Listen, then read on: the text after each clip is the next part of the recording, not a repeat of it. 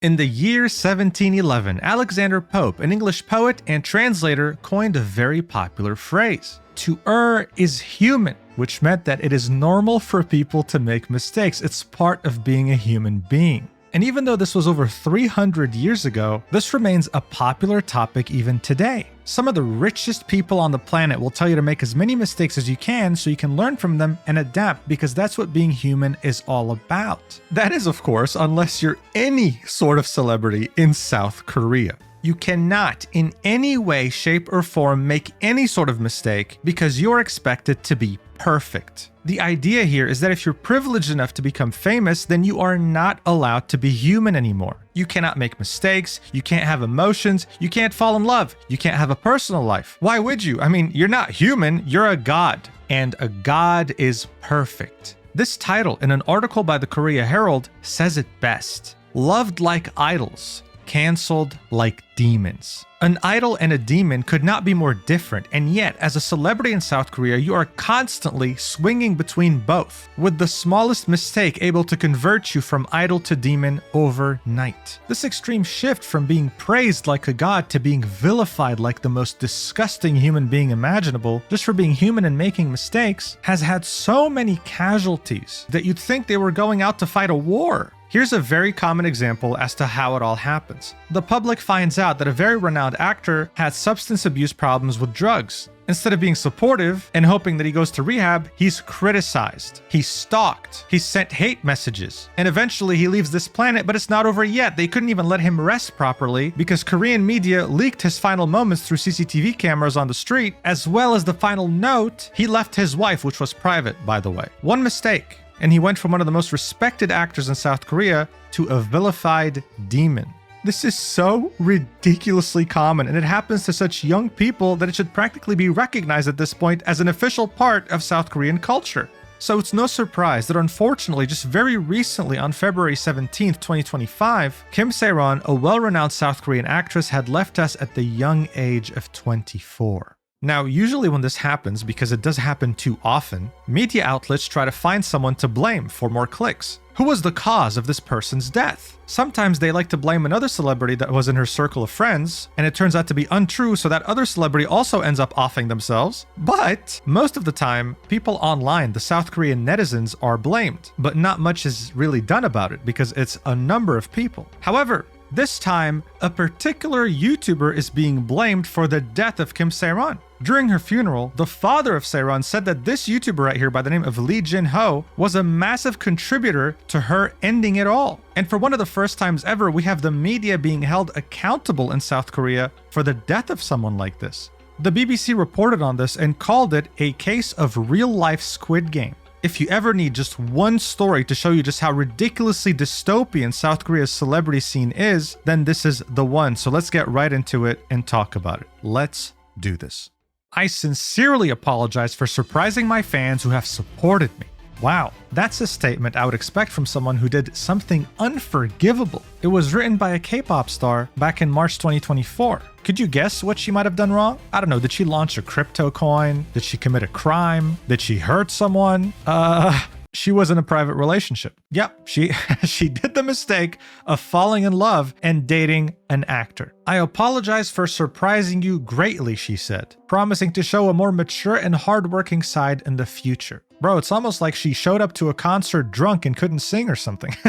But no, her fans took this very seriously. She had committed one of the biggest mistakes you could ever imagine, ruining the fantasy. Get this, one of her demented, absolutely unhinged fans parked a vehicle in front of her agency that had a massive electronic billboard with the words, "Is the love given to you by your fans not enough?" Karina's mistake wasn't that she fell in love. It was that she assumed that she could be a human now that she's famous. This is the industry that we're dealing with here. And unfortunately for Kim Sae-ron, there was no one to warn her about this because she started so damn young. She was born in the year 2000, and the first ever movie she starred in was in 2009, when she was barely 9 years old. It was a hit, and it showed talent that you very rarely find in a child actor, making it get shown in the Cannes Film Festival, the Toronto Film Festival, the Berlin Film Festival, and winning Best Children's Feature Film at the Asia Pacific Screen Awards. She was a sensation from her first movie, making a name for herself not just in South Korea, but globally as well, which is not easy to do to begin with, and even harder to do when you're 9 years old. From the perspective of a fan, she had everything you could ever wish for. Many people struggle to launch their careers in their 20s, and there she was doing it, and she wasn't even hitting puberty yet. She was meeting some very talented actors, getting to work with some very talented directors and producers, and already able to make a living for herself. So how the hell did we end up here? How could everything go wrong in the span of barely a decade? Well, it starts with her profession. It's no secret, especially now, that being a child actor is probably one of the worst things you can do in your life. When I was a kid and watched Nickelodeon and Disney, I used to be envious of these actors, thinking, wow, it must be so fun. You get to make money, do cool things, and be famous. Who wouldn't want that? Well, if you knew what they had to go through, you would not want any of it. Having to work slave labor, sometimes 12 hours a day, while your friends were playing football or chilling at home playing video games, you had to navigate the political battlefield of a set. And even worse, you probably also had to avoid a predator who was the director or the producer wanting to touch you in different places. It wasn't fun. Now add to this equation the fact that you were in South Korea, and it's also even worse. One of the first controversies that Sae-ron was in was when she was only 13 years old. It all started with a simple post. It was two photos where Kim was sitting with her friends on a sofa, and in front of them there were bottles of wine and wine glasses on the coffee table. In the other photo, Sae-ron is in a karaoke room singing, and one could see a pack of cigarettes not too far from her on the table. The poster of these two photos claimed that Sae-ron was smoking and drinking underage, and obviously that is not a small claim to make at all, especially in a society like South Korea. This was an integral moment in her life. This was the first time she realized that no matter what she said or did, people weren't going to believe her once they made up their minds about her. She posted a response, and here's what she had to say. The day that this came up, no matter what I said, no one would have listened. The netizens that write bad comments will pound on their keyboards, accuse and attack until they see the end, which is when they will find interest elsewhere. If I have been good, those who believe me will believe me. Those who don't know me and are jealous of me will not want to hear anything that is good or the truth.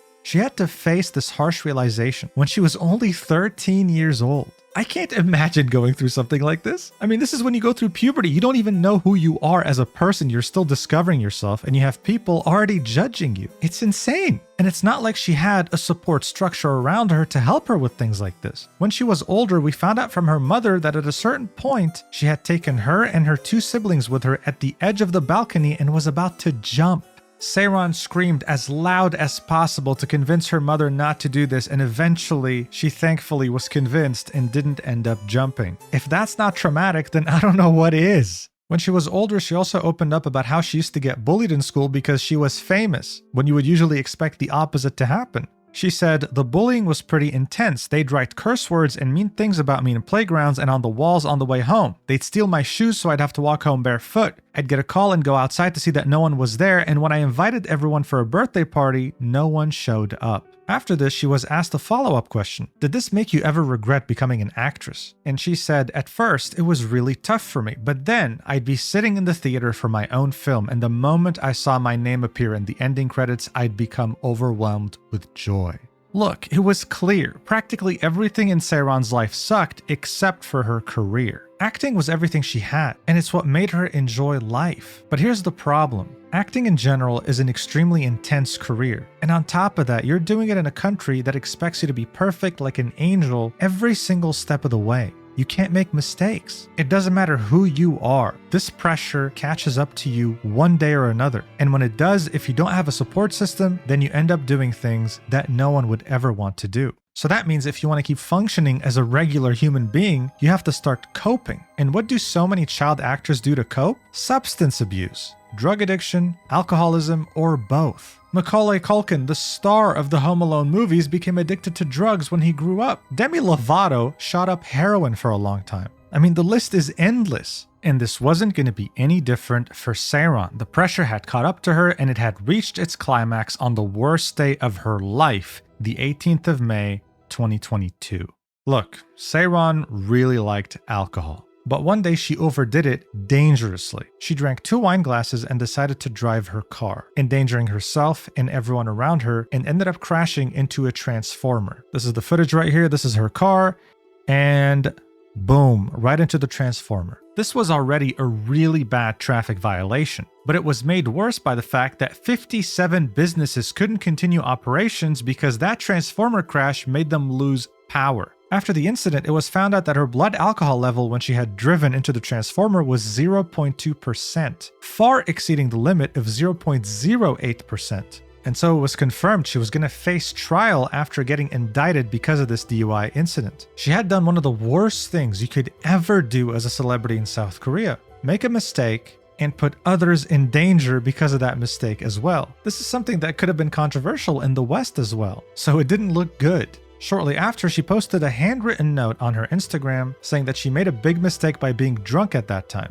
and that because of her wrong judgment and actions, she has hurt so many people, including the merchants and regular citizens. She gave her sincere apologies and said that the damage caused by the accident is currently being worked out with her and her agency. She also apologized to the production crews and the fellow actors and staff from her current projects because after this, they were all put on hold when it came to her roles in particular. This is because as soon as this incident happened, her agency dropped her, said they weren't going to renew the contract at the end of the year. She immediately was dropped from the drama she was in called Trolley, as well as the Netflix series Bloodhounds, where she was playing a fairly important role. Here's what the director of the show had to say. "We tried our best to minimize the actress' appearance to decrease the viewer's discomfort. We did our best to increase the quality of the drama while minimizing her appearance." So she was effectively deleted from the series. That's just how quick things move there. So as you can see, this was already a celebrity's worst nightmare. She had made a really stupid mistake. Driving under the influence is one of the worst things you can do as an adult, and she was greatly suffering the consequences, but it was only the beginning. Because as time went on, she was betrayed by her friends, by people she trusted, by her own agent, all because it was the trendy thing to do. And of course, Lee Jin-ho was going to be the channel that would have every scoop on her while invading her private life with no shame.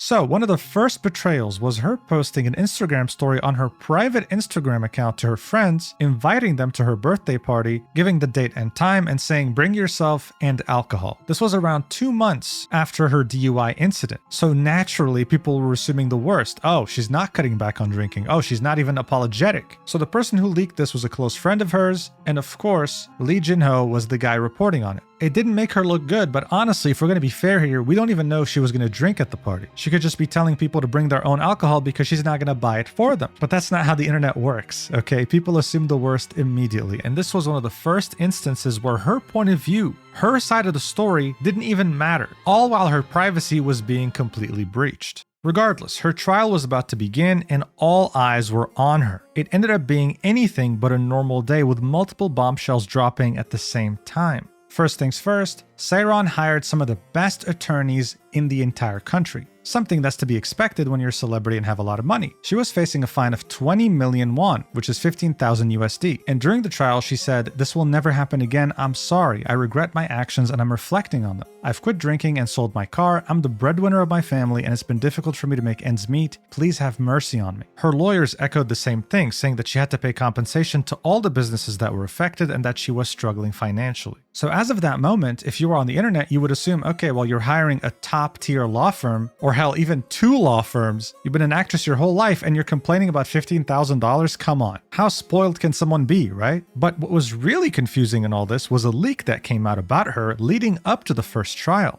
And of course, it was none other than Lee Jin-ho again exposing to the world what it was, and it was the fact that a few months after the DUI incident, Sae-ron was working a part-time job. He had received these news from an acquaintance of hers, who of course stabbed her in the back just to get some clout. But even that acquaintance didn't know exactly where she was working because she was keeping it the utmost secret, and it's clear why. But that didn't stop the rumors from circulating. Oh my god, she already fell off so quickly? Wow, how the mighty have fallen, from renowned actress to some part-time job worker. The Korean netizens were feasting on these news. Even her own agency a month before dropping her had confirmed that yes, she was working a part-time job at a cafe. Now, what would you think if someone who used to be a big celebrity was working part-time in a cafe? It's interesting, no? It's better than going on TikTok or going on YouTube or starting a Patreon and begging for money just for existing like many others have done before when they lost opportunities. But at this point, what you have to understand is that she could do nothing to redeem herself. She had already gone from idol to demon. Look at some of the comments on this article. I don't feel sorry for her. This is merely the consequence of her own actions, which were selfish, irresponsible, and reckless. What she's doing now is literally the bare minimum. I love her, but I don't like the way she or the company is going. I could be completely wrong, but seeing as how the company just confirmed the rumor easily, it just seems to me like a marketing strategy for people to look at her with sorry at the thought. So if she's trying to get a regular job, it's a PR move. And even if it wasn't, it's what she deserves. Of course, there's someone here defending her saying, come on, dude, like, are we going to stop her from getting any sort of job now? But you get the point. In any case, it wasn't like she wanted people to know that she was working a part-time job. It was leaked from someone she thought she trusted. But this didn't matter. To people, this was nothing more than marketing because obviously she's rich as hell. She had shown off her luxury apartment on a TV show at some point, which is in one of the richest areas in Seoul, with people estimating that it costs around 1.6 million USD.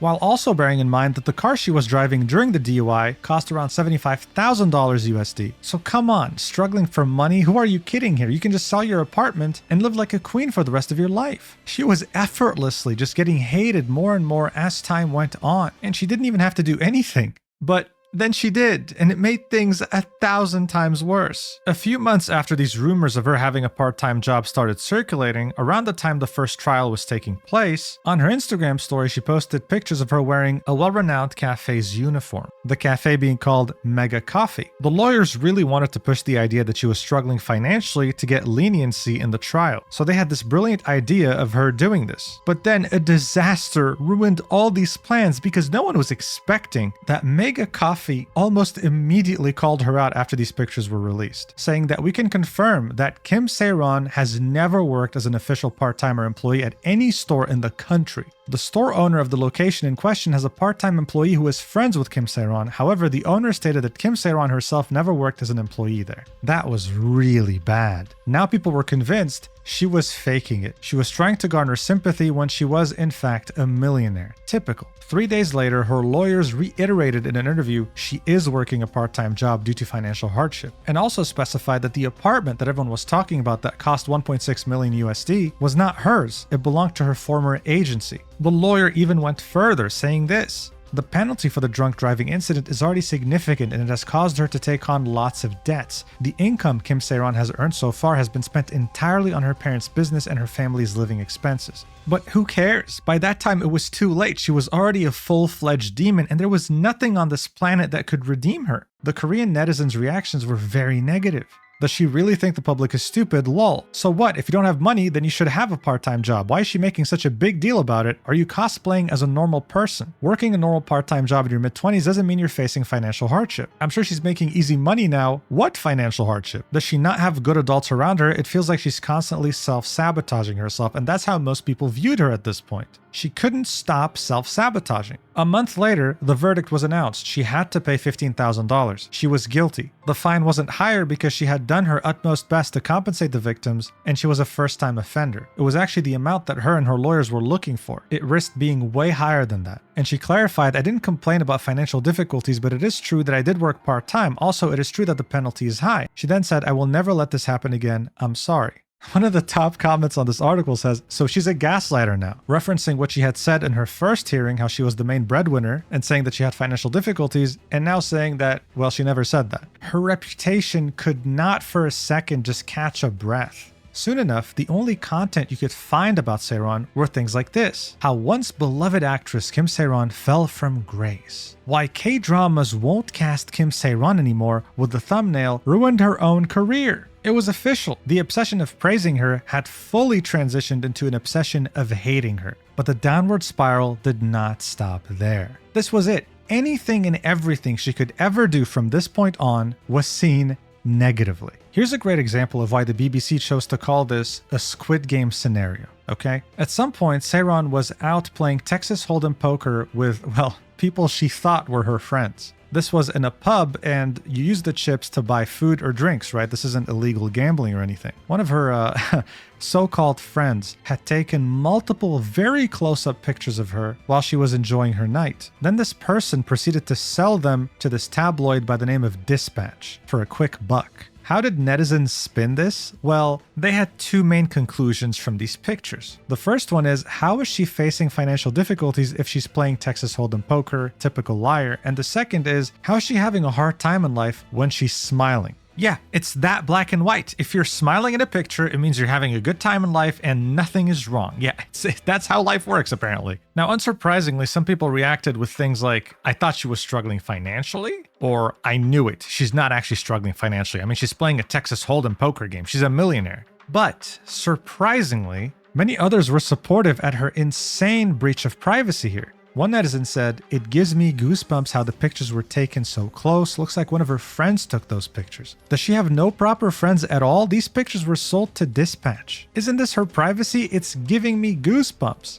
But unfortunately, in the grand scheme of things, that didn't matter because Dispatch was pushing its own narrative. Here's what they had to say. It isn't an issue that Kim Sae-ron enjoys playing Hold'em, but her appearance at the poker table touching her chips seem inconsistent with her claims that she is facing financial hardship. According to the informant, who was obviously a friend who stabbed her in the back, Kim Sae-ron charged her chips more than once. She also ordered a beer at around 12 a.m. She is alleged to have played for over 3 hours. So even going out to play with people you think are friends is enough to cause such a stir. What kind of life is this? I truly wouldn't wish this on my worst enemy. At the same time, of course, Lee Jin-ho had made multiple videos on her and had made a video about the fact that she was playing Texas Hold'em poker. And as she was dealing with the fact that she was absolutely betrayed by someone in her inner circle, another really stupid controversy arose as well. She had posted this picture on her Instagram with the actor Kim Sae-ron, and just these cheeks touching was regarded by netizens as skinship,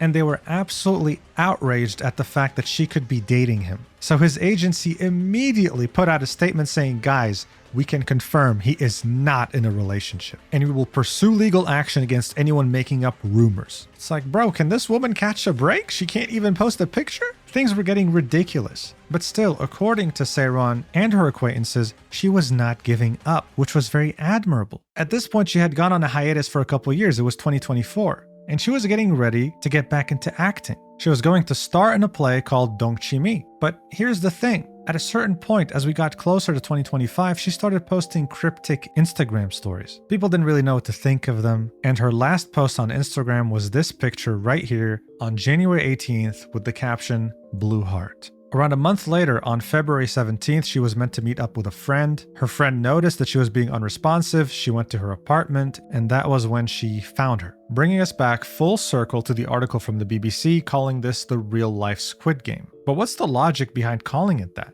Well, it's because it was said by a psychiatry professor at Yale University by the name of Na Jung-ho. He likened the frequency of celebrity deaths in South Korea to a real-life version of Squid Game, saying, our society abandons those who stumble and moves on as if nothing happened. How many more lives must be lost before we stop inflicting this destructive, suffocating shame on people? Drunk driving is a big mistake. There would be a problem with our legal system if that goes unpunished. However, a society that buries people who make mistakes without giving them a second chance is not a healthy one. As soon as you make one mistake, as soon as this fantasy centered around your idol image gets cracked just a little bit, people leave you behind to die if necessary. And that's exactly what's been happening forever in South Korea. The real tragedy in all this is that most of her suffering came from things that weren't confirmed. They were assumptions. It's only after her death and around her funeral, which was 2 days after her passing, that we started to finally get confirmation on the real news that were happening behind the scenes during her life. For example, we got confirmation that she was indeed suffering from financial difficulties and that she was going through severe depression, and honestly, I'm not surprised.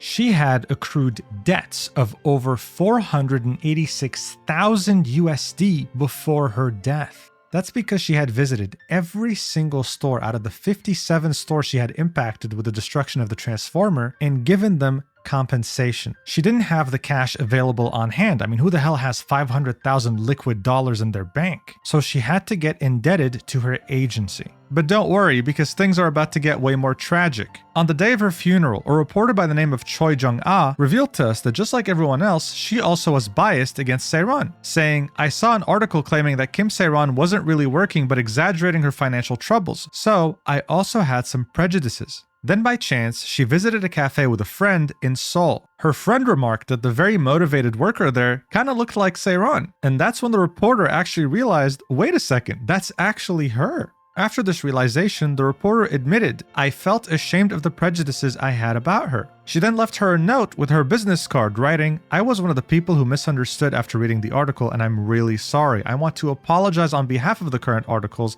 and I hope that we can meet again under better circumstances and conduct an interview for a movie." Movie might just be a bad translation for a video, but you get the point. The cafe owner later contacted the reporter and said, "Kim Sae-ron went up to the rooftop and cried for a long time after reading your note." And that was the last time she was ever in contact with her. They never did the interview. This obviously frustrated a lot of people. Why are you only revealing this on the day of your funeral? So we can 100% confirm she was actually working a part-time job. Her decision not to reveal where exactly might be related to the fact that she didn't want the business she was working for to receive any hate. Her lawyers really wanted to push the fact that she was struggling financially, so they encouraged her to post pictures of her in a uniform at Mega Coffee, even though she didn't actually work there. They just didn't expect that Mega Coffee would come in so quickly and deny the fact that she works there because they didn't want bad PR. If they had said nothing, people would assume she was working there and they would maybe even boycott Mega Coffee because they hated Sae-ron so much. What's even crazier and more tragic in all this is the fact that she was actually constantly looking for new part-time jobs to work.